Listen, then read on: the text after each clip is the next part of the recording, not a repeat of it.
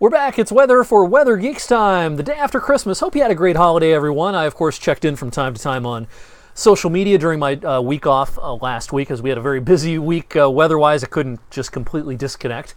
But we are back full-time now, and fresh edition of the Valley's most in-depth weather video. We've got tons to talk about this evening. Let's start with the big local story, and then we'll branch out a little bit. The big story here is the cold, not the snow right now, but the cold. And my forecast from now through early next week is the coldest stretch of weather, 7, 8, 9 days, that we've had since February of 2015, almost 3 years. A lot of highs in the teens over the next week. Low temperatures down in the single digits, maybe even close to zero on a few different occasions. So this is some serious cold, and we're going to get back to the cold in just a second, but I did want to talk about the snow up in Erie, PA. Now, of course, this has made big national headlines. A ridiculous, mind-blowing amount of snow in the Erie area since Saturday evening and into, I should say Sunday evening, into Monday and into today as well. This radar loop doesn't really do it justice, but look at the numbers. I mean, 58 inches of snow since midnight yesterday morning. That's less than 48 hours. 58 inches of snow, and to put that in a little perspective, 66 inches of snow is roughly our average seasonal snow here in the Youngstown area. Erie averages about 100 inches per season, and so they've got well over half of that just since yesterday morning. And their seasonal total is up close to 100 already, and it's December 26th. So just amazing, amazing amounts of snow up there. Now, one of the things I mentioned earlier on today and on 21 News at 6 is that while we are in kind of a radar hole a little bit here in Youngstown, it's much worse in Erie. Erie is fairly equidistant between the Cleveland radar, which is right here, and the Buffalo radar up here. And, you know, that's a bad place to be, especially in the lake effect. The radar rarely does it justice around Erie when it's really snowing hard. And case in point, this afternoon, you know, this radar loop goes back a few hours. A couple of hours ago, this doesn't look like much, right? A couple of hours ago, it was snowing hard and the visibility was a quarter of a mile at the Erie airport. You would expect the radar to be much more impressive with those sorts of observations, but it just is an unfortunate circumstance that Erie, like a lot of other fairly major cities across the U.S., they find themselves between two major radar sites, and that really hurts our ability to track weather phenomena. And hopefully in the next who knows how many years, some of those radar holes will be filled in, but unfortunately not anytime real soon will that happen. All right, all of these kind of pale green colors here, these are all wind chill advisories. Look how much real estate is covered by a wind chill advisory this evening, and for good reason. I mean, again, this is legit Arctic air, and it's accompanied by enough wind to create some absurd wind chills, especially north of the border. Big Trout Lake Airport in northwestern Ontario, 44 below. Winnipeg, 33 below. International Falls, 25 below. And then into the mainland U.S., you know, Des Moines, 13 below. Dubuque, 19 below. Chicago, 10 below for the wind chill this evening. The air temperatures are no fun as well. When we put a loop on this, you can see the Arctic air oozing into the U.S. And, you know, it's been a couple of years since we've had an outbreak of this magnitude and for this duration. The last two winters, sure, it's gotten cold occasionally, but the magnitude and duration of this cold snap is something we haven't seen since the winter of 2014-2015. Big picture for your Wednesday. Sunset exactly at 5 p.m. Look at the high I have in the forecast for tomorrow. 13! A full 21 below average. The record low is safe. The record low for tomorrow's date is 4 below. The record high, not that so long ago, back in 2008, it was a balmy 65 degrees on the 27th day of December. Doesn't that sound nice? All right, wind chills locally tomorrow morning. Nothing to shake a stick at here. I mean, this is pretty harsh.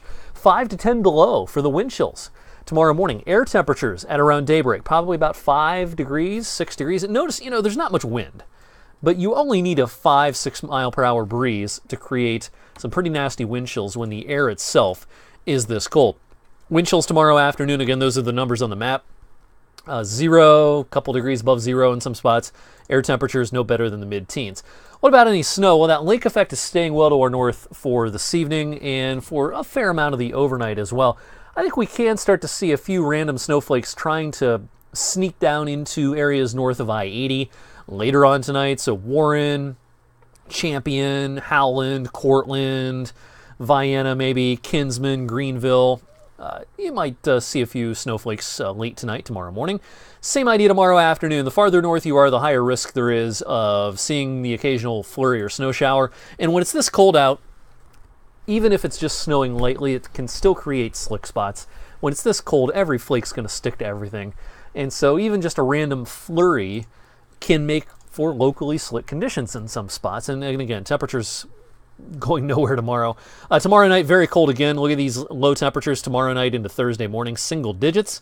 Mid-teens should do it Thursday. Thursday looks like a pretty calm day. We've got two systems heading our way at the end of the week that will draw our attention. The first one's fairly weak, but still could bring some small accumulations of snow. This is a Thursday night into Friday morning. This looks to me like coating to an inch or two kind of a thing. The ratios will be very high with this because it'll be so cold. So even though there's not much liquid with this, there's not much moisture in the atmosphere with this, when it's this cold, you can wring out an inch or two fairly easily of dusty, fluffy snow. So that's something we'll keep an eye on for Thursday night, Friday morning. Now, Friday night into Saturday morning, after a break Friday, Friday night and into Saturday morning, a somewhat more potent system is shown on some of the modeling, especially the European model, which I'm going to show you here.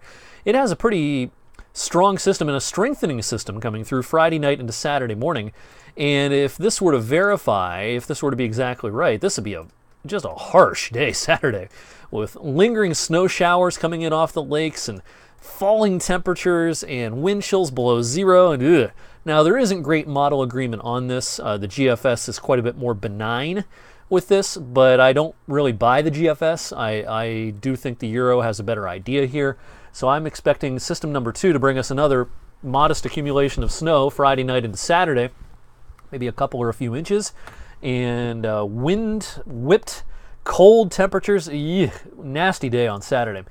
So that's the first half of the weekend. A quick peek at New Year's Eve, New Year's Day. It looks more benign. Now it's going to be harshly cold, and there could be some flurries around as the clock strikes midnight Sunday night into Monday morning, but it doesn't look like any big significant systems are heading our way.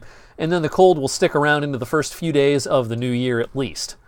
The European model might be a little too fast, kicking the harsh cold out, but I do think that the trend is right, that as we go deeper into January, especially into the second week of January, we're going to start to see a pattern change across North America, a pattern change that will be more tolerable for us. Does it look super warm? No, not right now. But I do think we're going to break out of this hideous cold as we go past, say, the first handful of days of January. But we've got a good week to maybe 10 days worth of this kind of weather to get through before any sort of significant large-scale break in the action. So get used to it. It's been a few years since we've had this, but we'll get through it, and better days will come, we think, as we go into the month of January and into 2018. Thanks for watching tonight's Weather for Weather Geeks. I'll have a full update tonight on 21 News at 11. Hope you have a great rest of your Tuesday night.